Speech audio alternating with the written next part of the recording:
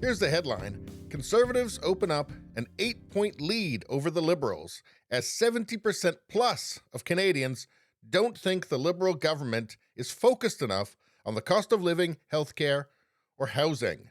Yeah, perhaps Trudeau's strategy of pretending that everything's great and that anyone who doesn't think so is one of those bigots. They're an ist or an ism. Well, I guess it's not working as well as he'd hoped. Well, here's an example. Last week, Trudeau gave an interview to the Toronto Star, dismissing PIERRE Poilievre. And if you're not in Canada, that's the leader of the Conservative Party, leader of the official opposition in Canada, dismissing PIERRE Poilievre's charge that Canada is broken by claiming the opposition leader is merely pining for a time, quote, when men were men and white men ruled. Oh, so he must be one of those sexists and racists that Trudeau keeps telling us about. And if this looks desperate to you, yeah, it sure feels like it, doesn't it? When men were men, well, certainly nobody would argue that Trudeau's a man, so I guess that's fair enough. But, and white men ruled, despite the fact that he is a white man who currently leads the country. Now, in fairness, he may have been wearing blackface when he said it.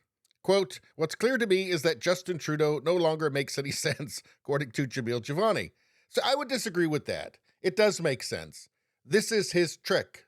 This is Justin Trudeau's only trick. His entire political career was built on being woke, on being current year prime minister. These kinds of insults are just all that he has. These are increasingly becoming moments where just his utter desperation is making more and more people uncomfortable all at once.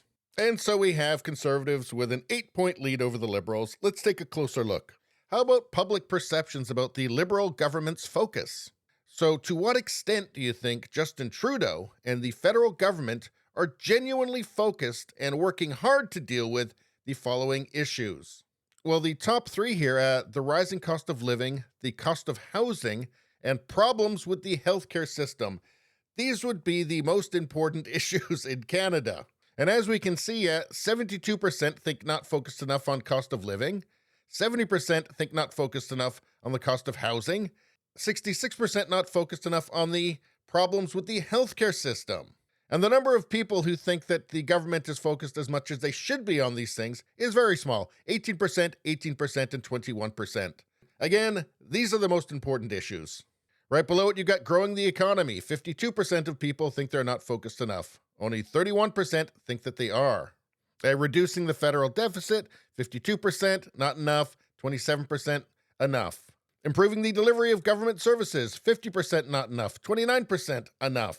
So then we get down to the bottom here, and these are the things that Trudeau actually is focused on. Russia's invasion of Ukraine. And even there, while you have 46% of people thinking they're focused as much as they should be, almost a quarter of Canadians think they're spending too much time on it. How about Trudeau's obsession with racism and inequality? 1 in 5 Canadians think he spends too much time on that. 37% think he's focused as much as he should be. I mean, these are the best numbers for Trudeau, by the way. These are the best numbers. Climate change. 1 in 4 Canadians think they're spending too much time on that. 31% of Canadians think they're spending as much time on it as they should be. How about preventing gun crime? Yes, Trudeau's determined to get every gun away from every law-abiding citizen in Canada, while making sure that the criminals who actually commit the crimes with the firearms are back out on the street as soon as possible. These are the things that he spends the most time on. Passing gun control laws, climate change, the Ukraine. These are the things that Canadians actually care about the least. The things that they care about the most, well, you can ask him about it, but he's going to tell you that you're a sexist and a racist. So, don't bother, I guess. And you know what's not on this list? Immigration. I'm surprised because it's kind of a big one, and especially considering that Ottawa reveals plan to welcome 500,000 immigrants per year by 2025. And Canada's already taking in over 400,000 a year. And gee, I wonder if that might affect, say, the cost of housing. I wonder if that might affect stresses on Canada's infrastructure, like, say, the healthcare system. Now, the claim is that will help grow the economy. Is that true? Well, whatever numbers they throw at you, it hasn't been helping with the cost of housing, and it hasn't been helping with the healthcare system. It seems to have been aggravating those problems.